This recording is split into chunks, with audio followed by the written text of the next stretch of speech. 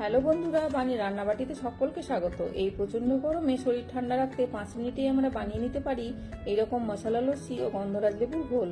লস্যির জন্য 1 বাটি টক দই, পরিমাণ মতো আখের গুড়ের পরিবর্তে তোমরা চিনি ব্যবহার করতে পারো, পরিমাণ মতো লবণ, বিট লবণ, ভাজা মশলা ও কিছুটা বরফ দিয়ে এইরকম ডালঘোটা কাটা দিয়ে ভালোভাবে ফেটে নিতে হবে। এরপর গ্লাসে দিয়ে উপর দিয়ে আরেকটু ভাজা মশলা দিলে রেডি আমাদের মশলা লস্যি। এরপর হচ্ছে গন্ধরাজ লেবুর ঘোল।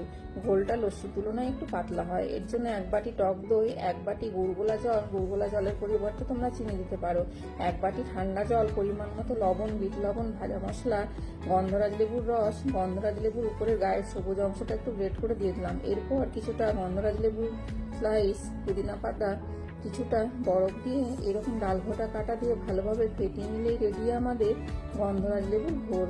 আজকের মতো এখানেই রাখছি, পরের ভিডিও নিয়ে আবার চলে আসবো। চলো সবাইকে টাটা।